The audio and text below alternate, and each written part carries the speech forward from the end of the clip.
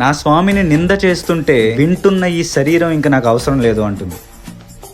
సతీదేవి దేవతలందరినీ అన్న మాటలు విని దక్షుడు, సతీ నువ్వు అధిక ప్రసంగం చేస్తున్నావు, అసలు నిన్ను ఎవరు పిలిచారని ఇక్కడికి వచ్చావు అంటాడు. అంతేకాదు నీ భర్త అవైదికుడు, అమంగళుడు, అందుకే ఆహ్వానించలేదు, అలాంటి వాడికి నిన్నెందుకు ఇచ్చానంటావా, బ్రహ్మగారి మాట తీసి పడేలేక ఇచ్చాను అంటాడు. ఎలాగో వచ్చావు కాబట్టి యజ్ఞం పూర్తి అయ్యే వరకు మాట్లాడకుండా ఉండి వెళ్తే వెళ్ళు, ఇక వేరే మాటలేవి మాట్లాడుకో అంటాడు. సతీదేవి అంటుంది, నా భర్త మాట వినకుండా నేను ఇక్కడికి వచ్చి ఎంత పెద్ద తప్పు చేశానో ఈ క్షణం నాకు అర్థమైంది. అలా అని కళ్ళు పెద్దవి చేసి నాగుపాము బుసలు కొడుతున్నట్టు, ఎవడు మహాదేవుడిని నిందిస్తాడో, ఎవడు ఆ నిందను వింటాడో వారిద్దరూ శాశ్వత నరకంలో ఉంటారు. శివనిందను విన్న నేను ఈ శరీరాన్ని త్యాగం చేయడం తప్ప నాకు మరో మార్గం లేదు.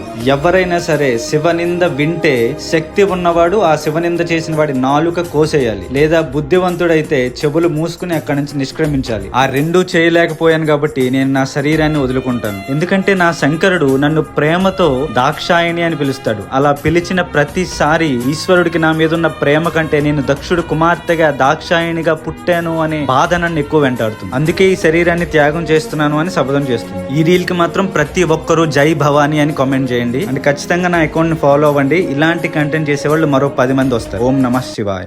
నా స్వామిని నింద చేస్తుంటే వింటున్న ఈ శరీరం ఇంక నాకు అవసరం లేదు అంటుంది.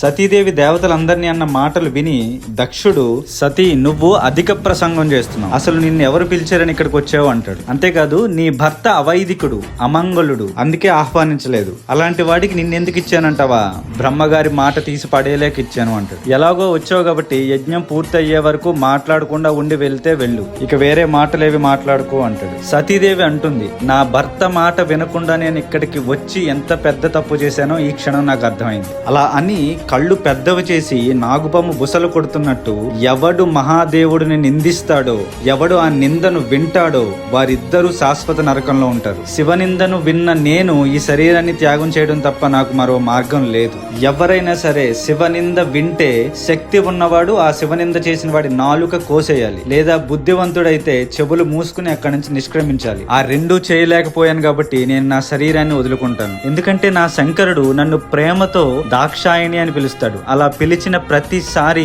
ఈశ్వరుడికి నా మీద ఉన్న ప్రేమ కంటే నేను దక్షుడు కుమార్తెగా దాక్షాయణిగా పుట్టాను అనే బాధ నన్ను ఎక్కువ వెంటాడుతుంది. అందుకే ఈ శరీరాన్ని త్యాగం చేస్తున్నాను అని శపథం చేస్తుంది. ఈ రీల్ కి మాత్రం ప్రతి ఒక్కరూ జై భవానీ అని కామెంట్ చేయండి. అండ్ ఖచ్చితంగా నా అకౌంట్ ని ఫాలో అవ్వండి. ఇలాంటి కంటెంట్ చేసేవాళ్ళు మరో 10 మంది వస్తారు. ఓం నమః శివాయ.